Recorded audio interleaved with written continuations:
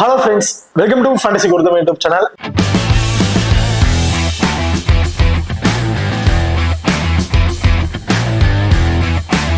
நீங்க நம்ம சேனலை சப்ஸ்கிரைப் பண்ணலாமா? சப்ஸ்கிரைப் பண்ணிக்கங்க.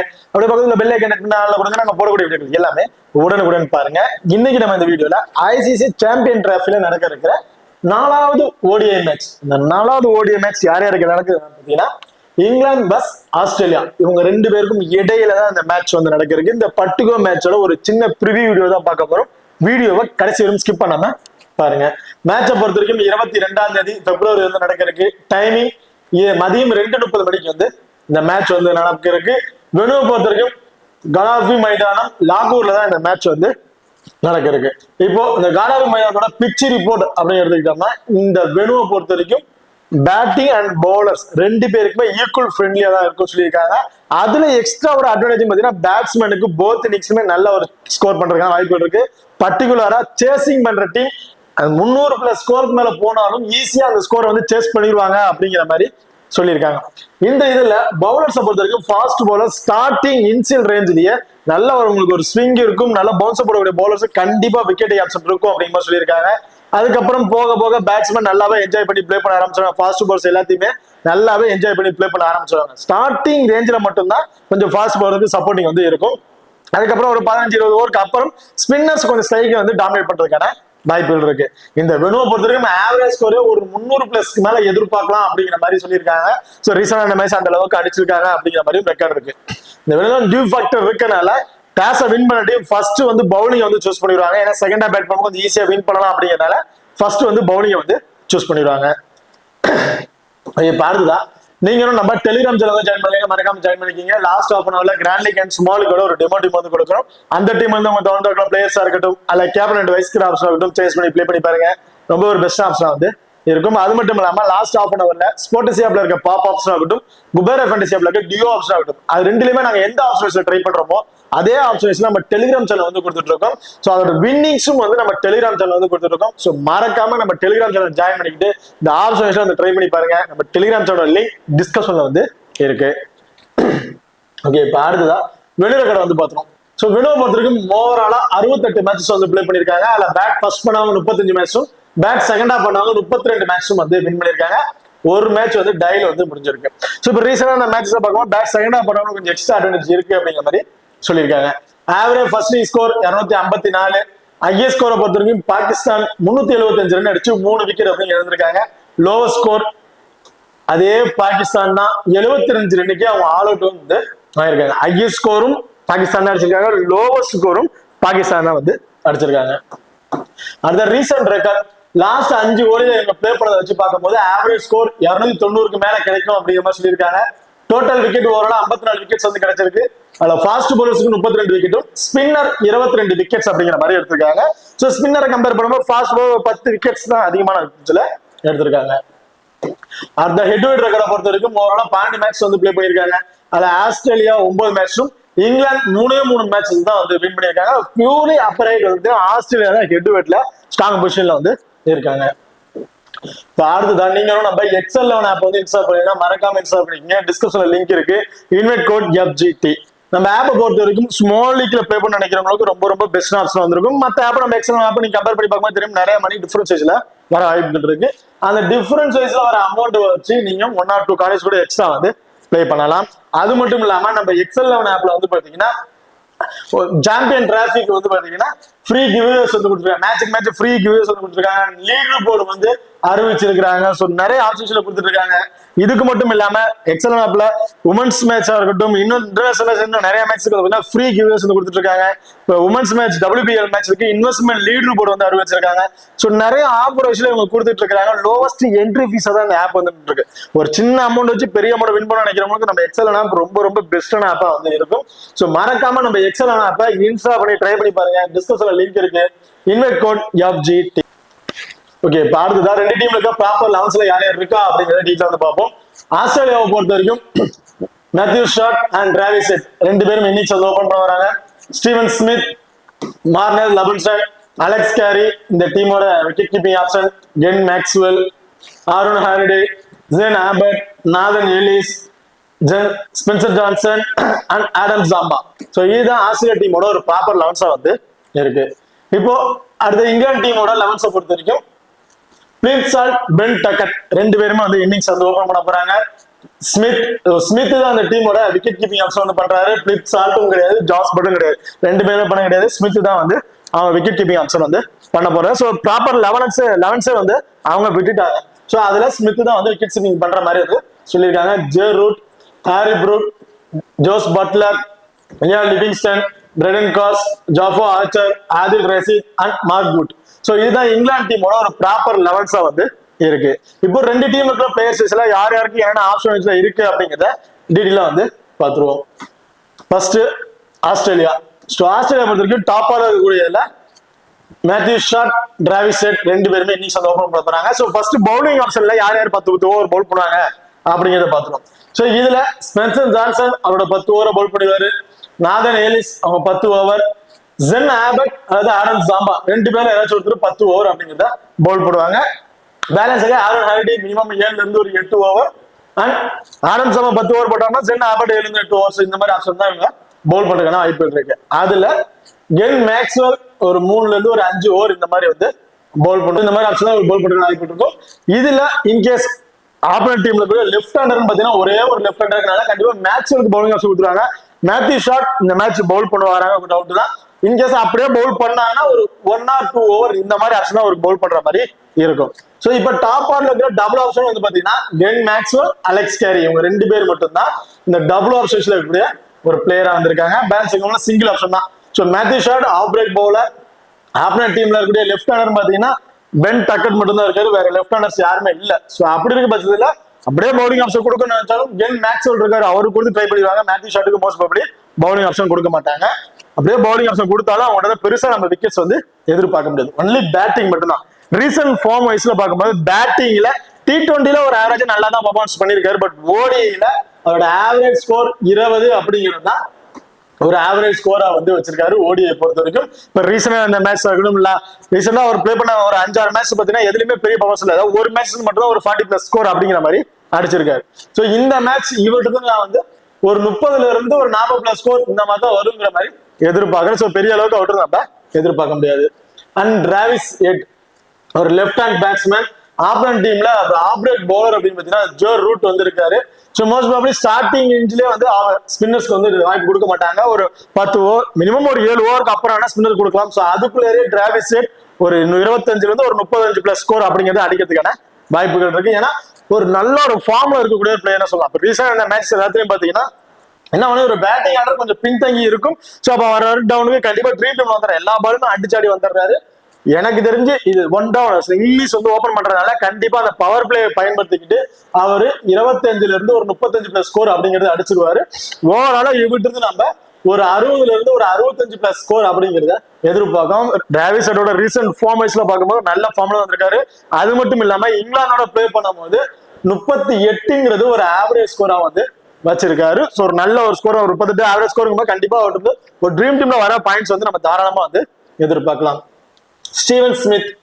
ஸோ ஸ்டீவன் ஸ்மித்தை பொறுத்த வரைக்கும் ரீசெண்டா அந்த ஓடிஐல பெருசா ரெக்கார்ட்ஸ் வந்து இல்ல. T20ல ஒரு நல்ல ஸ்கோர் வந்து வச்சிருக்காரு. பிபிஎல் மேட்ச்ல பிளே பண்ணும்போது நல்ல ஒரு ரெக்கார்ட்ஸ் வந்து வச்சிருக்காரு.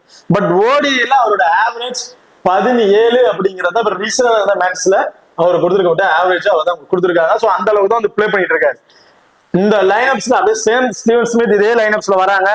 இந்த 1 டவுன் வந்து அவர் வந்து இறங்குறாருன்னா கண்டிப்பா இந்த மேட்ச் அவர் வரும்போது பேட்டிங் நல்லாவே ஃப்ரெண்ட்லியா இருக்கும், நல்லாவே என்ஜாய் பண்ணி பிளே பண்ணுவாரு. அவர்கிட்ட நம்ம தாராளமா ஒரு 55ல இருந்து ஒரு 60+ ஸ்கோர் அப்படிங்கிறது ஆவரேஜா வந்து எதிர்பார்க்கலாம். ஸோ அந்த அளவுக்கு ஒரு நல்ல ஒரு ஃபார்ம் பிளேயர் தான் சொல்லலாம். இப்பதான் ரீசெண்ட் டேஸ்ல கொஞ்சம் ஃபர்ஸ்ட் வந்து பிளே பண்ணிருக்காரு. இதுக்கு முன்னாடி அவர் பிளே பண்ண மேட்ச்ல வந்து பாத்தீங்கன்னா சிங்கிள் மேல நின்று மேட்சஸ் எல்லாம் வந்து பினிஷ் பண்ணிருக்காரு. ஸோ என்னை பொறுத்தவரைக்கும் ஸ்டீவன் ஸ்மித் ஃபர்ஸ்ட் பேட் பண்றாருன்னா மஸ்ட் ட்ரை ஆப்ஷனா வந்து இருப்பாரு. மார்னஸ் லெவன்ஷைன். ஸோ இவரோட ரீசன்ட் ஃபார்ம் இவரோட ஆவரேஜ் ஸ்கோர் பார்த்தீங்கன்னா ஒரு 25 அப்படிங்கிறது ஓடிஐ பொறுத்த வரைக்கும் ஒரு ஆவரேஜ் ஸ்கோர் வந்து கொடுத்துருக்காங்க. ஸோ T20 நல்ல பர்ஃபார்மன்ஸ் பண்ணிருக்காரு. டெஸ்ட் மேட்ச்ல ஒரு நல்ல ஃபார்ம்ல தான் வந்து ப்ளே பண்ணிருக்காரு. பட் ஓடிஐல அவருக்கு பெரிய ரெக்கார்ட்ஸ் வந்து இல்ல, ஒரு 25 அப்படிங்கிற மாதிரி ஆவரேஜ் பண்ணிருக்காரு. ஸோ இந்த மேட்ச் இவங்களுக்கு ரொம்பவே முக்கியமா சொல்லலாம். ஏன்னா ஒரு 3 மேட்ச் தான் வந்து இந்த டீம் வந்து பிரிச்சிருக்காங்க. குரூப் ஏ குரூப் பின்னு பிரிச்சிருக்காங்க. குரூப் பில இவங்க இருக்கிறாங்க. அதுல ஒரு 3 மேட்ச் அப்படிங்கிறத ப்ளே பண்ணும். முதல் மேட்சை வின் பண்ணிட்டாங்கன்னா அடுத்த மேட்ச் கொஞ்சம் ஈஸியா வந்து ப்ளே. அப்படி இல்லை அப்படின்னா ரெண்டாவது மேட்ச் ப்ளே பண்ற மேட்ச் கொஞ்சம் டஃபா வந்து இருக்கும். ரொம்ப ப்ரெஷர் கொடுத்து அவங்க ப்ளே பண்ற மாதிரி இருக்கும். ஸோ அதனால எப்படி பார்த்தாலும் ஃபர்ஸ்ட் மேட்ச் வின் பண்ணணும் ஒரு மைண்ட் ப்ளே பண்ணுவாங்க. கண்டிப்பா மார்னஸ் லெவன்ஸ் வர டவுனுக்கு வந்து பாத்தீங்கன்னா அவர்கிட்ட வந்து நான் தாராளமா ஒரு 35 இருந்து ஒரு 45+ ஸ்கோர் கிடைக்குங்க மாதிரி எதிர்பார்க்கிறேன். சிங்கிள் ஆப்ஷன் இருக்கக்கூடிய ஒரு பிளேயர் தான். எக்ஸ்ட்ரா அட்வான்டேஜஸ் பெருசா அவங்கள்ட்ட யாருமே இல்லை. இந்த டாப் ஆல்ல இருக்கிற 4 பிளேயருமே சிங்கிள் ஆப்ஷன்ஸ்ல இருக்கக்கூடிய பிளேயர் தான். அதுல ஒரு எக்ஸ்ட்ரா அட்வான்டேஜ்னா Matthew Short in case minimum ஒரு 2 ஓவர்ல இருந்து ஒரு 3 வருஷம் இந்த மாதிரி ஆப்ஷன் வேணா பவுல் பண்ணலாம். விக்கெட் டேக் ஆப்ஷன் அப்படிங்கிறது அவர்கிட்ட நம்ம எதிர்பார்க்க முடியாது. பேட்டிங்ல இருந்து மட்டும் இதுல இப்ப இன்ஃபார்ம்ல இருக்கக்கூடிய பிளேயர் தான் டிராவிஸ் ஹெட். நல்ல ஒரு ஃபார்ம்ல இருக்காரு. அவரை நீங்க சேஃபா ஒரு பிளேயரா வந்து நீங்க ட்ரை பண்ணி பார்க்கலாம். ஸ்டீவன் ஸ்மித் கண்டிப்பா எல்லாருமே ட்ரை பண்ணிருப்பாங்க. போத் இன்னிங்ஸ்லயுமே நீங்க ட்ரை பண்ண ஸ்மால் லீக் ட்ரை பண்ணா கண்டிப்பா ட்ரை பண்ணிருப்பாங்க. நான் படிக்கிற ஃபர்ஸ்ட் பேட் பண்றாருன்னா இவங்க ட்ரை பண்ணி பார்க்கலாம். சிங்கிள் ஆப்ஷன் இருக்கக்கூடாதுல இவருக்கு ஃபர்ஸ்ட் பேட் பண்ணா கொஞ்சம் நல்ல ரெக்கார்ட்ஸ் வந்து இருக்கு. இல்ல மேனுவல் லெவன்ஸை பொறுத்த வரைக்கும் போத் இன்னிங்ஸ்ல இருந்து என்னை ஒரு 35 இருந்து ஒரு 45+ ஸ்கோர் அடிக்கிறதுக்கான வாய்ப்புகள் இருக்கும் சிங்கிள் ஆப்ஷன்ல பேச பொறுத்த வரைக்கும். அடுத்தது அலெக்ஸ் கேரி. இந்த டீமோட விக்கெட் கீப்பிங் ஆப்ஷன் வந்து பண்றாரு. ஓடிஐ பொறுத்த வரைக்கும் இந்த விக்கெட் கீப்பர் மூலமா தாராளமா ஒரு 30 இருந்து ஒரு 35+ ஃபேண்டசி பாயிண்ட் அப்படிங்கிறது எதிர்பார்க்கலாம். அது மட்டும் இல்லாம அலெக்ஸ் கேரியோட ரீசன்ட் ஃபார்ம் வைஸ் பாத்தீங்கன்னா ரொம்ப ரொம்ப சூப்பரான ஃபார்ம் வந்திருக்காரு. இங்கிலாந்து அண்ட் ஆஸ்திரேலியா அவங்க பிளே பண்ணும்போது ஆவரேஜ் ஸ்கோர் ஒரு 70 அப்படிங்கறது ஒரு ஆவரேஜ் ஸ்கோரா வந்து வச்சிருக்காரு. அண்ட் இப்போ லாஸ்டா இந்த மேட்சஸ் எல்லாம் பார்க்கும்போது அவரோட ஆவரேஜ் ஸ்கோர் ரொம்ப ரொம்ப சூப்பரான ஆவரேஜ் தான் வந்து இருக்காரு. என்னை பொறுத்த வரைக்கும் இந்த மேட்ச் கண்டிப்பா இவட்டு வந்து நம்ம ஒரு 50 இருந்து ஒரு 60+ ஸ்கோர் அப்படிங்கிறது தாராளமா வந்து எதிர்பார்க்கலாம். அவர் வர்ற டவுனுக்கு கண்டிப்பா அவர்கிட்ட அந்த ஸ்கோர் வரையும் எதிர்பார்க்கலாம். ஸோ அலெக்ஸ் கேரி போத் இன்னிங்ஸ்லயுமே ஒரு இம்பார்ட்டன்ட் பிளேயரா வந்து இருப்பாரு. கென் மேக்ஸ்வெல் மினிமம் 3 இருந்து ஒரு 5 ஓவர் இந்த மாதிரி ஆப்ஷன்ஸ்ல பவுல் பண்றதுக்கான வாய்ப்புகள் இருக்கு. கென் மேக்ஸ்வெல்ல பொறுத்திருக்கு. ஸோ அப்படி பவுல் பண்ற விஷயத்துல ஒரு விக்கெட் அப்படிங்கிறத எதிர்பார்க்கலாம். ஒரு 25+ ஃபேண்டசி பாயிண்ட் அண்ட் கேச்சஸ் பிடிக்க வாய்ப்புள்ள பிளேஸ்ல வந்து இருப்பாரு. அதுல வந்து ஒரு 8+ ஃபேண்டசி, அதாவது ஒரு கேட்ச் வச்சுக்கோங்க ஒரு 8. அண்ட் பேட்டிங் ஆர்டர்ல வரதுக்கு முன்னாடியே ஒரு பவுலிங்ல இருந்து மட்டும் ஆவரேஜா வந்து பாத்தீங்கன்னா ஒரு 25 ஒரு 12 போது டீம்ல இருக்க 4 பாயிண்ட் சேர்த்து இவருக்கு வந்து ஒரு 37+ ஃபேண்டசி பாயிண்ட் அப்படிங்கிறது ஆவரேஜா வந்து கிடைக்கிறதுக்கான வாய்ப்புகள் இருக்கு. அது மட்டும் இல்லாம பேட்டிங் ஆர்டர் இவர் வர்ற டவுனு கண்டிப்பா எல்லா பாலுமே அடிச்சுதான் ஆடணும். கென் மேக்ஸ்வெல் நின்னுட்டாரு அப்படின்னா 6 பால் அவர் அடிக்கிற பால் அதிகபட்சம் 6 அந்த பவுண்டரி இந்த மாதிரி ட்ரீட் பண்ணாரு. மோஸ்ட்லி அந்த சிங்கிள்ஸ் வந்து ட்ரை பண்ண மாட்டாரு. ஸோ அப்படி இருக்க பட்சத்தில் ஒரு குயிக் ஃபயரா ஒரு 30+ ஸ்கோர் வந்து அடிக்கிறதுக்கான வாய்ப்பு இருக்கு. ஒரு 30+ ஸ்கோர் அடிக்கிறாருன்னா ஒரு 45+ ஃபேண்டசி பாயிண்ட் அப்படிங்கிறது தாராளமா வந்து எதிர்பார்க்கலாம். ஸோ ஓவராலா இவருக்கு வந்து நம்ம ஒரு 85 இருந்து 90+ ஃபேண்டசி பாயிண்ட் அப்படிங்கிறது கிடைக்கிறதுக்கான வாய்ப்புகள் இருக்கு. ஸோ கென் மேக்ஸ்வெல் போத் இன்னிங்ஸ்லயுமே ஒரு இம்பார்ட்டன்ட் பிளேயரா வந்து இருப்பாரு. அதுவும் ஹாரன் ஹாரிடி ரீசன்ட் ஃபார்ம் ரொம்ப ரொம்ப சூப்பரான ஃபார்ம்ல இருக்கு. ரீசெண்டா பிளே பண்ண ஓடிஐ மேட்ச்ல மேட்சுக்கு மேட்ச் 2 விக்கெட் அதிகபட்சம் 3 விக்கெட் அப்படிங்கிற மாதிரி எடுத்திருக்காரு. ரைட் ஆம் மீடியம் ஃபாஸ்ட்ல பவுல் பண்ணக்கூடிய ஒரு பவுலர். கண்டிப்பா இந்த மேட்ச் என்னைய பொறுத்தவரைக்கும் ஹாரன் ஹாரிடி இருந்து போத் இன்னிங்ஸ்ல இருந்து 2 விக்கெட் அப்படிங்கிறத எதிர்பார்க்கலாம். அண்ட் பேட்டிங் ஆர்டர் ஒரு ஆல்ரவுண்டர் பொசிஷன் இவர் வரையுமே பேட்டிங் ஆர்டர்ல ஒரு நல்ல ஒரு ஹார்ட் ஹிட்டர். மோஸ்ட்லி இந்த ஜென் ஆம்பட் வரையும் கூட நல்ல ஒரு ஹார்ட் ஹிட்டிங் கூட ஒரு பேட்ஸ் யூனிட்ல தான் வந்து இருக்காங்க. இவரு கண்டிப்பா இவர் வரைக்கும் பேட்டிங் ஆர்டர் வந்தாங்க அப்படின்னா ஒரு பேட்டிங்ல இருந்து ஒரு 25 இருந்து ஒரு 30+ ஸ்கோர் அப்படிங்கிறத எதிர்பார்க்கலாம். ஒரு 2 விக்கெட் எடுக்கிறாரு, ஒரு 25-30+ ஸ்கோர் எடுக்கிறாருன்னா கண்டிப்பா ஒரு ஸ்மால் லீக் ஒரு சேஃபான பிளேயரா தான் வந்திருப்பாரு. கண்டிப்பா ஒரு போத் இன்னிங்ஸ்லயுமே ஒரு இம்பார்ட்டன்ட் கொடுத்து ட்ரை பண்ணி பாருங்க. ஜென் ஆம்பட் ஒரு ரைட் ஆம் ஃபாஸ்ட் மீடியம் பவுலர் 10 ஓவருமே வந்து பவுல் பண்ணிடுறாரு. ஸ்டார்டிங் அந்த பவர் பிளேலயே இவர் தான் வந்து பவுல் பண்ற வாய்ப்பு இருக்கு. அந்த டெத் ஓவர்லயும் இவர் தான் வந்து பவுல் பண்ணுவார். Most probably death over Sean Abbott Nathan Ellis இவங்க 2 பேருமே பவுல் பண்ற வாய்ப்பு வந்து இருக்கு. ஸோ அப்படிங்கிற பட்சத்துல ஃபர்ஸ்ட் பவுல் பண்றாங்கன்னா கண்ணை மூடிட்டு இவங்க வந்து பிக் பண்ணியா 2ங்கிறது 3 விக்கெட்டா கூட எதிர்பார்க்கலாம். ரீசன்ட் ஃபார்ம் ஜென் ஆம்பட் ரொம்ப ரொம்ப சூப்பரான ஃபார்ம்ல தான் இருக்காரு. ரீசெண்ட் ஓடிஐ மேட்ச்ல அதிகபட்சம் 4 விக்கெட்ஸ் அப்படிங்கிற மாதிரிலாம் எடுத்திருக்காரு. ஸோ ரீசன்ட் ஃபார்ம் ரொம்ப சூப்பரான ஃபார்மா தான் வந்து இருக்காரு. என்னை பொறுத்த வரைக்கும் ஜென் ஆம்பட் இந்த மேட்ச் போத் இன்னிங்ஸ் வந்து 1 அதிகபட்சம் 2 விக்கெட் அப்படிங்கிறத இவற்றது நம்ம எதிர்பார்க்கலாம். நாதன் எலிஸ் ஃபர்ஸ்ட் பவுல் பண்றாருன்னா must try option. Recent form மேட்சுக்கு மேட்ச் 1 விக்கெட் அப்படிங்கிறத எடுத்திருக்காரு. ஸோ அவரோட 10 ஓவருமே வந்து பவுல் பண்ணும்போது ஃபர்ஸ்ட் பவுல் பண்றாருன்னா அவர் வந்து நம்ம தாராளமா 2 விக்கெட் அப்படிங்கிற எதிர்பார்க்கலாம். செகண்டா பவுல் பண்றாருன்னா 1 விக்கெட் இந்த மாதிரி ஆப்ஷன் தான் கிடைக்கிறதுக்கான வாய்ப்புகள் இருக்கு. Spencer Johnson left arm fast bowler, recent form ரொம்பவே சூப்பரான ஃபார்ம் இருக்கு. மேட்சுக்கு match 2 wicket, highest wicket 4 wicket அப்படிங்கிற மாதிரி எடுத்திருக்காரு. ரீசெண்டா அந்த ஓடிஐ மேட்ச்லயும் சரி, இப்ப இங்கிலாந்து ஆஸ்திரேலியா இங்கிலாந்தோட நடந்த லாஸ்ட் இயர்ல நடந்த ஓடிஐ மேட்ச்லயும் சரி, மேட்சுக்கு 2 விக்கெட்.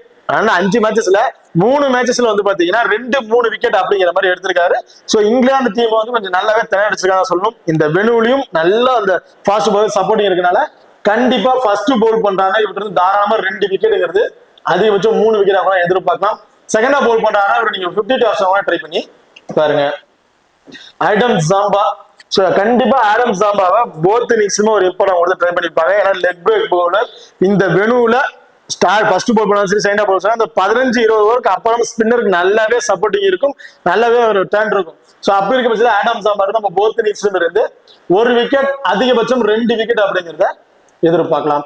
சோ இப்போ இந்த டீமை பொறுத்த வரைக்கும் போத் இன்னிங்ஸ்லுமே ஒரு இம்பார்ட்டன்ட் பிளேயர் பார்த்தீங்கன்னா Alex Carey, Glenn Maxwell, Aaron Hardie, இவங்க 3 பேருமே டபுள் ஆஃப் ஸ்டேஷன்ல கூட போத் இன்னிங்ஸ்லுமே ஒரு இம்பார்ட்டன்ட் பிளேயரா வந்து இருப்பாங்க. மேத்யூ ஷாட் பவுலிங் ஆப்ஷன் கிடையாது. சோ இதுல ஏதாவது ஒரு பவுலர்ஸ் உட்கார வச்சு ஒரு பேட்ஸ்மேன் அப்படி ஆட் பண்ணியிருந்தாங்கன்னா லாஸ்ட் 9 ரன்ஸ் வந்ததுக்கு அப்புறம் பாருங்க, அப்போ வந்து இவர் போத் இன்னிங்ஸ்லுமே இம்பார்ட்டன்ட் பிளேயரா வந்து இருப்பார். இல்லாத பட்சத்துக்கு ஃபர்ஸ்ட் பேட் பண்றாங்கன்னா இவருக்கு ஒரு இம்பார்ட்டன்ட் கொடுத்து ட்ரை பண்ணிக்கங்க. Travis Head as usual small league try பண்றாங்க, கண்டிப்பா போத் இன்னிங்ஸ்லுமே ஒரு இம்பார்ட்டன்ட் கொடுத்து ட்ரை பண்ணிருப்பாங்க. சோ நீங்க அதே ஆப்ஷன் ட்ரை பண்ணி தலைமை ட்ரை பண்ணி பாருங்க. கிராண்ட் லீக் ட்ரை பண்றீங்கன்னா செகண்டா பேட் பண்ணும்போதுனா ஒரு இம்பார்ட்டன்ட் கொடுத்து ட்ரை பண்ணி பாருங்க. ஸ்டீவன் ஸ்மித் ஃபர்ஸ்ட் பேட் பண்றாருன்னா மஸ்ட் ட்ரை ஆப்ஷனா வந்து இருப்பாரு. மார்னஸ் போத் இன்னிங்ஸ்லுமே ஒரு 35 ஒரு 40 பிளஸ் ஸ்கோர் இந்த மாதிரி வந்து எதிர்பார்க்கலாம். அண்ட் ஜென் ஆம்பட் பவுலிங் ஆப்ஷன்ல கண்டிப்பா இவர் வந்து போத் இன்னிங்ஸ்லுமே ஒரு இம்பார்ட்டன்ட் பிளேயரா இருப்பாரு. நாதன் எலிஸ் ஃபர்ஸ்ட் பவுல் பண்றாருன்னா 1 விக்கெட், அனெக்ஸ் பண்ணா 2 விக்கெட் வரும் எதிர்பார்க்கலாம். ஸ்பென்சர் ஜான்சன் ஃபர்ஸ்ட் பவுல் பண்றாருன்னா மஸ்ட் ட்ரை ஆப்ஷன் ட்ரை பண்ணல 2 விக்கெட் அப்படிங்கிறத தாராளமா விட்டு நம்ம எதிர்பார்க்கலாம். ஆடம் ஜாம்பா ஃபர்ஸ்ட் பவுல் பண்றாங்க 1 விக்கெட், செகண்டா பவுல் பண்றவங்க 2 விக்கெட் ஆப்ஷன்ல இவர்கிட்ட நம்ம எதிர்பார்க்கலாம். ஓகே, இப்போ அடுத்ததா இங்கிலாந்து டீம். ஸோ இங்கிலாந்து டீமை பொறுத்த வரைக்கும் பிளிட்சால்ட் அண்ட் பென் டக்கட் 2 பேருமே இன்னிங்ஸ் வந்து ஓபன் பண்ண போறாங்க. ஸோ இதுல டாப் ஆர்டர் டபுள் ஆப்ஷன் பாத்தீங்கன்னா ஜேர் ரூட் இவர் ஒருத்தர் தான் வந்து இருக்காரு டாப் ஆர்டர்ல கூட டபுள் ஆப்ஷன். அண்ட் ஸ்மித் இவங்க 2 பேர் வந்து இருக்காங்க. அதுக்கப்புறம் லிவிங்ஸ்டன் அவரோட டவுன் ரொம்ப கீழே வந்திருக்கு. ஸோ அதுக்கப்புறம் டாப் ஆர்டர்ல 2 டபுள் ஆப்ஷன் மட்டும் தான். அதுக்கப்புறம் லிவிங்ஸ்டன் ஒரு டபுள் ஆப்ஷன் இருக்காரு. இப்போ பவுலிங் ஆப்ஷன்ல வந்து பாத்தீங்கன்னா ஆதில் ரஷீத் அவரோட 10 ஓவர் பவுல் பண்ணிடுறாரு. ஜாஃபோ ஆச்சர் அவர் 10 ஓவர் வந்து பவுல் பண்ணிடுவாரு. இதுல பெடன் கிராஸ் மோஸ்ட் ப்ராபபிலி 7ல இருந்து ஒரு 8 அதிகபட்சம் 10 ஓவர் கூட கொடுக்கறதுக்கான வாய்ப்புகள் இருக்கு. ஸோ பெடன் கிராஸ்க்கு 10 ஓவர் கொடுத்துட்டாங்கன்னா மார்க் கூட்டிட்டு வந்து நம்ம ஒரு 7ல இருந்து 8 ஓவர் இந்த மாதிரி ஆப்ஷன்ல எதிர்பார்க்கலாம். அண்ட் பேலன்ஸ் இருக்க ஓவர்ஸ் லியாம் லிவிங்ஸ்டனும் ஜே ரூட்டும் வந்து பவுல் பண்றதுக்கான வாய்ப்புகள் இருக்கு. ஸோ இதுல பிளிப்சால்ட்டை பொறுத்த வரைக்கும் பேட் செகண்ட் பண்றாரு அப்படின்னா ஒரு இம்பார்ட்டன்ட் கொடுத்து ட்ரை பண்ணி பாருங்க. ரீசன்ட் லாஸ்ட் அந்த இந்தியா அண்ட் இங்கிலாந்து மேட்ச்ல ஓடிஐ மேட்ச்ல வந்து பாத்தீங்கன்னா பிளிப்சால்ட் போத் இன்னிங்ஸ்ல ஒரு இம்பார்ட்டன்ட் இருப்பாரு. காரணம் ஒரு விக்கெட் கீப்பிங் ஆப்ஷன் வந்து இருந்துச்சு. ஸோ பேட்டிங்ல வந்து ஒரு 25-30 பிளஸ் ஸ்கோர் அடிச்சா போதும், விக்கெட் கீப்பிங் கிடைக்கிற பாயிண்ட்ஸ் எல்லாம் வச்சு அவர் ட்ரீம் டீம் வந்துருவாரு அப்படிங்கிற மைண்ட்ல அவரை பிக் பண்ணியிருந்தோம். ஸோ இப்போ ஒரு சிங்கிள் ஆஃப் சீஸ்ல கூட பிளேயர் தான், வேற எக்ஸ்ட்ரா எதுவுமே இல்லை, விக்கெட் கீப்பிங் ஸ்மித் வந்து பண்றாரு. ஸோ அப்படி இருக்க பட்சத்துல பிளிப்சால்ட் ரீசெண்ட் அந்த மேட்சோட ரெக்கார்ட்ஸ் நீங்க எடுத்து பார்த்துருந்தாவே தெரியும். லாஸ்ட் அந்த இந்தியா மேட்சோட ரெக்கார்ட் பார்த்தீங்கன்னா தெரிஞ்சிருக்கும். ஃபர்ஸ்ட் பேட் பண்ணும்போது அவர்கிட்ட பெரிய அளவுக்கு நம்ம ஸ்கோர்ஸ் வந்து எதிர்பார்க்க முடியாது. அதே செகண்டா பேட் பண்றாங்கன்னா ஆவரேஜா ஒரு 60ல இருந்து 70 பிளஸ் ஸ்கோர் வரைக்கும் கூட தாராளமா வந்து எதிர்பார்க்கலாம். ஸோ அந்த அளவுக்கு நல்லா ஒரு ஹிட்டிங் மைண்டா பிளே பண்ணக்கூடிய ஒரு பிளேயர் தான். ஃபர்ஸ்ட் பேட் பண்றாரா கொஞ்சம் ஸ்பின்னர் சார் ஸ்டார்டிங்ல அந்த ஃபாஸ்ட் பாலர் கொஞ்சம் ஸ்ட்ரகிள் 2 விக்கெட்ஸ் வந்து இழந்துடுறாரு. லாஸ்ட் அந்த ஓடிஐ மேட்ச்லயும் ஃபுல் அண்ட் ஃபுல் அந்த ஃபாஸ்ட் பாலர்ஸ் தான் அதிகமான விக்கெட்ஸ் வந்து இழந்திருந்தாரு. இந்த மேட்சும் சேம் ஃபர்ஸ்ட் பேட் பண்ணாரு அப்படின்னா ஒரு 30+ ஸ்கோர் அப்படிங்கறத எதிர்பார்க்கலாம். அதே செகண்டா பேட் பண்றாருன்னா ஒரு 60-70 பிளஸ் ஸ்கோர் அப்படிங்கறத எதிர்பார்க்கலாம். அண்ட் பென் டக்கட் நல்ல ஃபார்ம்ல இருக்கக்கூடிய ஒரு பிளேயர், கரண்ட் ஃபார்ம்ல இருக்கக்கூடிய ஒரு பிளேயர் பார்த்தீங்கன்னா பென் டக்கட் வந்து சொல்லலாம். ரீசெண்ட் இந்தியா மேட்சஸ் T20 மேட்சா இருக்கட்டும், ஓடிஐ மேட்சஸ் அதுக்கு முன்னாடி நடந்த மேட்சா இருக்கட்டும், இதுல இங்கிலாந்து அந்த ஆஸ்திரேலியா நடந்த மேட்சா இருக்கட்டும், எல்லாத்துலயுமே ஆவரேஜ் ஸ்கோர் ஒரு 40 அப்படிங்கறத வச்சிருக்காரு ஓடிஐ பொறுத்த வரைக்கும். ஸோ ஒரு 40ங்கிறது ஒரு ஆவரேஜ், ரொம்பவே ஒரு நல்ல ஆவரேஜ் ஸ்கோர் தான் வந்து இருக்கும். என்னைய பொறுத்த வரைக்கும் பென் டக்கட் போத் இன்னிங்ஸ்லுமே இருந்து இந்த மேட்ச் ஒரு 45ல இருந்து ஒரு 55 பிளஸ் ஸ்கோர் அப்படிங்கிறது ஆவரேஜா வந்து எதிர்பார்க்கலாம். ஸ்மித் வந்து பாத்தீங்கன்னா விக்கெட் கீப்பிங் ஆப்ஷன் வந்து பண்றாரு. அவரோட ஃபார்ம் வைஸ் ரொம்பவே போராதான் இருக்கு, பெரிய ஃபார்ம்ல வந்து இல்லைன்னு சொல்லலாம். மேட்சுக்கு மேட்ச் ஒரு 25 பிளஸ் ஸ்கோர் அப்படிங்கிறது அடிக்கிறாரு, அதான் அவர்கிட்ட நம்ம எதிர்பார்க்க முடியும். அண்ட் விக்கெட் கீப்பிங் பண்றாரு. விக்கெட் கீப்பிங் மூலயமா ஒரு 30+ ஃபேண்டசி பாயிண்ட் ஓவரால் வந்து பாத்தீங்கன்னா ஒரு 50+ ஃபேண்டசி பாயிண்ட் அப்படிங்கிறத எதிர்பார்க்கலாம். ஸோ பெரிய அளவுக்கு அவர் வந்து பேட்டிஸ்மேன் வந்து நம்ம எதிர்பார்க்க முடியாது. அடுத்த ஜே ரூட் மினிமம் ஒரு 3ல இருந்து ஒரு 5 ஓவர் அப்படிங்கிற ஆப்ஷன்ல ஒரு போல் பண்றதுக்கான வாய்ப்புகள் இருக்கு. ஆப்பனன்ட் டீம்ல ஒரே ஒரு லெஃப்ட் ஹேண்டர் தான். ஸோ இவர்கிட்ட நம்ம ஒரு விக்கெட் அப்படிங்கிற எதிர்பார்க்கலாம் போத் இன்னிங்ஸ்லுமே இருந்து. ஸோ ஒரு விக்கெட் எடுக்கிறாருன்னா ஒரு 25. ஸோ ஓடியை பொறுத்த வரைக்கும் ரெக்கார்டு அப்படின்னு பாத்தீங்கன்னா ஒரு 30+ ஒரு ஆவரேஜ் ஸ்கோரை வந்து வச்சிருக்காரு. ஒரு 30+ ஸ்கோர் அடிக்கிறாரு அப்படின்னு வச்சுட்டாலும் ஒரு 40+ ஃபேண்டசி பாயிண்ட் ஓவரால் டீமுக்கு பாயிண்ட் சேர்த்து கிட்டத்தட்ட ஒரு 70+ ஃபேண்டசி பாயிண்ட் அப்படிங்கிறது கிடைக்கிறதுக்கான வாய்ப்புகள் இருக்கு ஜோ ரூட்டை பொறுத்த வரைக்கும். ஸோ டாப் ஆர்டர்ல கூடிய ஒரு டபுள் ஆப்ஷன் பிளேயர் அப்படின்னு பாத்தீங்கன்னா ஜோ ரூட்டா தான் வந்திருக்காரு. ஸோ அவர் போத் இன்னிங்ஸும் ஒரு இம்பார்ட்டன் கொடுத்து ட்ரை பண்ணி பாருங்க. Harry Brook. ஸோ ஹாரி ப்ரூக்கை பொறுத்த வரைக்கும் ரீசெண்டான மேட்ச்ல டெஸ்ட் மேட்ச்ல நல்லாவே ஒரு பெர்ஃபார்மன்ஸ் பண்ணியிருந்தாரு. பட் ஓடிஐ மேட்ச்ல பொறுத்த வரைக்கும் அவரோட ஃபார்ம் ரொம்பவே கொஞ்சம் புரான ஃபார்ம்ல தான் இருக்காருன்னு சொல்லணும். பட் இந்த வெனுல இவர் வர்ற டவுனுக்கு இவர் ஆடுற ஹிட்டிங் பாயிண்ட்டுக்கு வந்து கண்டிப்பா வந்து 45+ ஒரு 60+ ஸ்கோர் வரைக்கும் கூட எதிர்பார்க்கலாம். ஸோ அந்த அளவுக்கு ஒரு பவர் ஹிட்டர் தான் சொல்லலாம். எல்லா பாலுமே அக்ரெஷனோட தான் பிளே பண்ணுவாரு. மோஸ்ட் இந்த சிங்கிள்ஸ் ட்ரை பண்ண மாட்டாரு.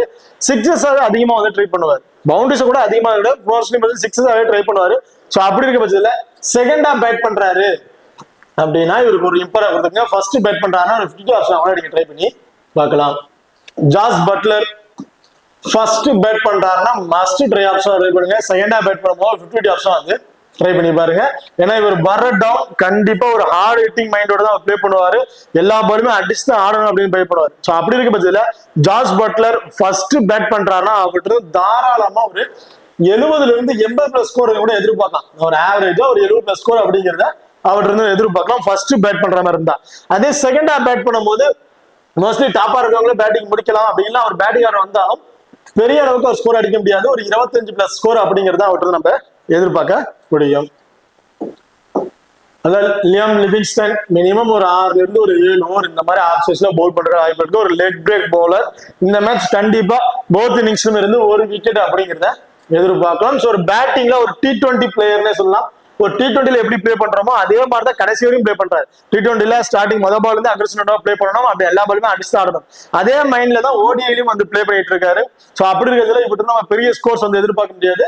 ஸோ பவுலிங்ல இருந்து ஒரு 30+ ஃபேண்டசி பாயிண்ட் அண்ட் பேட்டிங்ல அவர் வந்தாருன்னா இவருக்கு வந்து ஒரு 25+ ஸ்கோருங்கிறது ஒரு 35+ ஃபேண்டசி பாயிண்ட் ஓவராலா ஒரு 65+ ஃபேண்டசி பாயிண்ட் அப்படிங்கிறது கிடைக்கிறதுக்கான வாய்ப்புகள் தான் வந்து இருக்கும். லியாம் லிவிங்ஸ்டனை பொறுத்த வரைக்கும். பெடன் கிராஸ் ரீசன்ட் ஃபார்ம் வேற லெவல்ல ஃபார்ம்ல இருக்காரு. மேட்சுக்கு மேட்ச் 2 விக்கெட் 3 விக்கெட் அப்படிங்கிறது இருக்காரு. அது இந்த இங்கிலாந்து ஆஸ்திரேலியாவோட பிளே பண்ணும் போது 4 மேட்சஸ்ல 2 மேட்சஸ் வந்து பாத்தீங்கன்னா 6 விக்கெட் அப்படிங்கிற எடுத்திருக்காரு. ஸோ ஒரு நல்ல ஃபார்ம்ல தான் அந்த விக்கெட்ஸ் வந்து எடுத்துட்டு இருக்காரு. மேட்சுக்கு மேட்ச் 2 விக்கெட் அப்படின்னு கிடைச்சது. அதுவும் இங்கிலாந்து ஆஸ்திரேலியாவோட பிளே பண்ணும்போது ஆஸ்திரேலியாவுக்கு எதிராக ஒரு போல் பண்ணும்போது கிட்டத்தட்ட 2 விக்கெட் மேட்ச் 2 விக்கெட் அப்படிங்கிறத எடுத்திருக்காரு. இந்த மேட்சும் சேம் ஆஸ் யூஷுவல் இவர்கிட்ட இருந்து நம்ம 2 விக்கெட் அப்படிங்கிறத எதிர்பார்க்கலாம். ஜாஃபோ ஆர்ச்சர் நல்ல ஒரு பவுன்சர்ஸ் போடக்கூடிய ஒரு பவுலர். நல்ல ஒரு வேகத்துல பவுல் பண்ணக்கூடிய ஒரு பவுலர். ஃபர்ஸ்ட் பவுல் பண்றாரு அப்படின்னா ஸ்டார்டிங் அந்த பவர் பிளேயர்ல இவர்தான் பவுலிங் வந்து ஸ்டார்ட் பண்ணுவாரு. ஸோ அப்படி இருக்க பட்சத்துல கண்டிப்பா இவர்கிட்ட இருந்து நம்ம 2ங்கிறது 3 விக்கெட்டா கூட எதிர்பார்க்கலாம். அதே செகண்டா பவுல் பண்றாரு அப்படின்னா 1 விக்கெட் அன்எக்ஸ்பெக்டடான 2 விக்கெட் அப்படிங்கிறத எதிர்பார்க்கலாம். ஜாஃபோ ஆர்ச்சர் ஃபர்ஸ்ட் பவுல் பண்ணாலும் மஸ்ட் ட்ரை ஆப்ஷன் வந்து இருப்பாரு. ஆதில் ரஷீத் கண்டிப்பா இந்த மேட்ச் நீங்க ஒரு போத் இன்னிங்ஸ்ல ஒரு இம்பார்ட்டன் கொடுத்து ட்ரை பண்ணி பாருங்க. காரணம் என்னன்னு பாத்தீங்கன்னா ஆஸ்திரேலியாவோட பிளே பண்ணும்போது அவரோட விக்கெட்டிங் ஆப்ஷன் நல்லாவே இருந்திருக்கு. நல்ல மேட்சுக்கு மேட்ச் ஒரு விக்கெட்டாச்சும் எடுத்தாரு. அதிகபட்சம் 3 விக்கெட் வரைக்கும் கூட எடுத்திருக்காரு ஆஸ்திரேலியாவோட பிளே பண்ணும்போது. ரீசெண்டா இந்தியா மேட்ச்லயும் பாத்தீங்கன்னா நல்லாவே ஒரு விக்கெட் எடுத்திருக்காரு. பவுலர்ஸ் பேட்ஸ்மேன் நல்லாவே கண்ணடிச்சாரு. ஒரு பவுலிங் பிளே பண்றதுக்கு கொஞ்சம் ரொம்பவே ஸ்ட்ரகிள் ஆனாங்கன்னே சொல்லலாம். ஸோ அப்படி இருக்க பட்சத்துல என்னைய பொறுத்த வரைக்கும் இந்த மேட்ச் ஆதில் ரஷீத் இந்த வெனுவை பொறுத்த வரைக்கும் கண்டிப்பா போத் இன்னிங்ஸ்ல இருந்து 2 விக்கெட் வரைக்கும் எடுப்பாரு அப்படிங்கிற மாதிரி நான் எதிர்பார்க்கிறேன். 2ங்கிறது 3 கூட கிடைக்கிறதுக்கு வாய்ப்புகள் இருக்கலாம். ஸோ ஆதில் ரஷீத் இந்த மேட்ச் நீங்க ஒரு போத் இன்னிங்ஸ்ல ஒரு இம்பார்ட்டன் கொடுத்து ட்ரை பண்ணி பாருங்க. மார்க்வுட். ஸோ மார்க்வுட் ரைட் ஆம் ஃபாஸ்ட் பவுலர். ஸோ ஒரு ஃபாஸ்ட் பவுலரை பொறுத்த வரைக்கும் ஃபர்ஸ்ட் பவுல் பண்ணும்போது அவங்களுக்கு அதிகமான விக்கெட்ஸ் வந்து கிடைச்சிருக்கு. பட் மார்க்வுட் அப்படியே கொஞ்சம் டிஃப்ரெண்ட். ஃபர்ஸ்ட் பவுல் பண்ணும்போது 1 விக்கெட் அப்படிங்கிற எடுத்தாருன்னா செகண்டா பவுல் பண்ணும்போது 2 விக்கெட் வரையும் இவர்கிட்ட நம்ம எதிர்பார்க்கலாம். அந்த பவர் பிளே ஸ்டார்டிங் அந்த ஒரு 10 மினிமம் ஒரு 7 ஓவருக்கு அப்புறம் பவுலிங் ஆப்ஷன் கொடுக்கலாம். அதுக்கப்புறம் பாத்தீங்கன்னா அந்த கடைசி அந்த 35ல இருந்து 40 ஓவருக்குள்ள ஒரு பவுலிங் ஆப்ஷன் முடிச்சிருவாங்க. ஸோ அப்படி இருக்க பட்சத்துல கண்டிப்பா மார்க்வுட் இருந்து நம்ம ஃபர்ஸ்ட் பவுல் பண்ணா 1 விக்கெட்டும் செகண்டா பவுல் பண்ணா 2 விக்கெட் அப்படிங்கிறத எதிர்பார்க்கலாம். ஓகே, இந்த டீமை பொறுத்த வரைக்கும் போத் இன்னிங்ஸ்ல ஒரு இம்பார்ட்டன்ட் பிளேயர் பாத்தீங்கன்னா கண்டிப்பா ஜோ ரூட் போத் இன்னிங்ஸ்லயுமே ஒரு இம்பார்ட்டன்ட் பிளேயரா இருந்திருப்பாங்க. ரீசெண்ட் ஃபார்ம் தான் கொஞ்சம் பவரான ஃபார்ம்ல இருக்காரு. பட் இதுக்கு முன்னாடி நடந்த மேட்சஸ் எல்லாம் வந்து ஒரு நல்ல ஒரு ரெக்கார்ட்ஸ் தான் வந்து வச்சிருக்காரு. ஸோ கண்டிப்பா ஜெரூட் போத் இன்னிங்ஸ்லயும் ஒரு important player. And Adil Rashid, இந்த ரெண்டு பேருமே நீங்க போத் இன்னிங்ஸ்லயும் ஒரு இம்பார்ட்டன்ட் வந்து ட்ரை பண்ணிக்கலாம். ஸ்மித் சால்ட் செகண்டா பேட் பண்றாருன்னா must try option. Pen Duckett கண்டிப்பா ஸ்மாலுக்கு ட்ரை பண்றாங்க, போத் இன்னிங்ஸ்லயும் கொடுத்து ட்ரை பண்ணி பாருங்க. ஏன்னா அவர் வெரி ஃபர்ஸ்ட் பால் வந்து அக்ரெசிவா ப்ளே பண்ணுவாரு. ஒரு 15-20 பால்ல ஒரு 35-40 ஸ்கோர் அப்படிங்கிறது அடிச்சிருவாரு. அந்த அளவுக்கு ஒரு எக்ஸ்ட்ரா பிளேயர் தான். ஸ்மால் லீக் ட்ரை பண்றவங்களுக்கு போத் இன்னிங்ஸும் ஒரு சேஃபான பிளேயரா இருப்பாரு. பட் கிராண்ட் லீக் ட்ரை பண்றீங்கன்னா ஃபர்ஸ்ட் பேட் பண்றாருன்னா ஒரு இம்பார்ட்டன்ட் கொடுத்துட்டு செகண்டா பேட் பண்ணும்போது 50 டாஸும் வந்து ட்ரை பண்ணி பாத்துக்கங்க. Jamie Smith so wicket keeping மூலமா கிடைக்கக்கூடிய பாயிண்ட்ஸ் ஒரு 30+ ஃபேண்டசி பாயிண்ட் அப்படிங்கிற எதிர்பார்க்கலாம். பேட்டிங்ல வந்து ஒரு என்னை பொறுத்தவரைக்கும் ஒரு ஆவரேஜ், அவரோட ரெக்கார்ட் சொல்லிக்கிற மாதிரி எதுவுமே இல்ல. இந்த இதெல்லாம் ஒரு ஆவரேஜா ஒரு 25+ ஸ்கோர் இந்த மாதிரி அடிக்கிறதுக்கான வாய்ப்புகள் தான் இருக்கும். ஓரளவு ஒரு 50 ஒரு 55+ ஃபேண்டசி பாயிண்ட் அப்படிங்கிறத எதிர்பார்க்கலாம். ஹாரி புரூக் செகண்டா பேட் பண்றாருன்னா must try option. First bad பண்றாருன்னா ஒரு 50 ஆப்ஷன் கூட நீங்க ட்ரை பண்ணி பார்க்கலாம். ஜாஸ் பட்லர் ஃபர்ஸ்ட் பேட் பண்றாருன்னா ஒரு இம்பார்ட்டன்ட் கொடுத்துருக்கீங்க. லியாம் லிவிங்ஸ்டன் போத் இன்னிங்ஸ்லயுமே சேர்த்து மினிமம் ஒரு 50 ஒரு 55+ ஃபேண்டசி பாயிண்ட் அப்படிங்கிறது தான் வந்து நம்ம எதிர்பார்க்கலாம். பெரன் கிராஸ் ஃபர்ஸ்ட் போல் பண்றாருன்னா மஸ்ட் ட்ரை ஆப்ஷன். ஜாஃபா ஆஷுவல் ஃபர்ஸ்ட் போல் பண்ணாருன்னா 2-3 கூட எதிர்பார்க்கலாம். செகண்டா போல் பண்ணும்போது ஒரு விக்கெட் அப்படிங்கிற ஆப்ஷனை விட்டு நம்ம எதிர்பார்க்க முடியும். மார்க்வுட் ஃபர்ஸ்ட் போல் பண்ணா ஒரு விக்கெட்டும், செகண்டா போல் பண்ணா 2 விக்கெட் அப்படிங்கிற ஆப்ஷன்ல எதிர்பார்க்கலாம். ஓகே, இப்போ இந்த டீமை பொறுத்த வரைக்கும் ஸ்மால் விக்கெட் ட்ரை பண்ணும்போது கேப்டன் அண்ட் வைஸ் ஆப்ஷன் அப்படின்னு பாத்தீங்கன்னா, ஸோ இதுல மோஸ்ட்லி ஸ்மால் விக்கெட் ட்ரை பண்ணும்போது ரூட்டுக்கு வந்து ஒரு வைஸ் ஆப்ஷன் வந்து ட்ரை பண்ணி பார்த்திருப்பாங்க. ஸோ நீங்களும் அதே ஆப்ஷன் ட்ரை பண்ணலாம், தாராளமா வந்து ட்ரை பண்ணி பார்க்கலாம். அண்ட் ஆஸ்திரேலியா டீம்ல ஸ்மால் விக்கெட் ட்ரை பண்ணும்போது சோ டாப் ஆர்டர்ல மேத்யூ ஷாட் பவுலிங் ஆப்ஷன் இருந்துச்சு. ஒரு 5 மெயின் பவுலர்ஸ் தான் போறாங்க. 6th பவுலிங் ஆப்ஷன் மேத்யூ ஷாட்னா கண்டிப்பா அவருக்கு எல்லாருமே கேப்டன்சி ஆப்ஷன் வந்து ட்ரை பண்ணி பார்த்திருப்பாங்க. நீங்க அதே ஆப்ஷன்ல போய் ட்ரை பண்ணி பார்க்கலாம். அப்படி இல்ல 5 மெயின் பவுலர்ஸ் இருக்காங்க, 6th பவுலிங் ஆப்ஷன் மேக்ஸ்வெல் இந்த மாதிரி ஆப்ஷன் இருக்காங்க அப்படின்னா இங்க ஒரு மேக்ஸ்வெலுக்கு ஒரு கேப்டன்சி ஆப்ஷன் கொடுத்து ட்ரை பண்ணி பார்க்கலாம். அதே கிராண்ட் லீக்ல ட்ரை பண்றீங்க பட்சத்துல ஸ்டீவன் ஸ்மித் ஃபர்ஸ்ட் பேட் பண்றாருன்னா அவருக்கு ரிஸ்கா ஒரு கேப்டன்சி ஆப்ஷன் கொடுத்து ட்ரை பண்ணி பாருங்க. அலெக்ஸ் கேரி கண்டிப்பா கிராண்ட் லீக்ல ஒரு டீம்லயாச்சும் ஒரு கேப்டன்சி ஆப்ஷன் ட்ரை பண்ணி பாருங்க. அவரோட ஃபார்ம் வைஸ் ரொம்பவே சூப்பரான ஃபார்ம்ல தான் இருக்காரு. கண்டிப்பா அவர் நல்ல ஒரு ஸ்கோர் அடிக்கிறதுக்கான வாய்ப்புகள் இருக்கும். அண்ட் ஆரன் ஹார்டி கண்டிப்பா இவருக்கும் நீங்க ஃபர்ஸ்ட் போல் பண்றாருன்னா ஒரு கேப்டன்சி ஆப்ஷன் கொடுத்து ட்ரை பண்ணி பார்க்கலாம் கிராண்ட் லீக்ல ட்ரை பண்ணும்போது.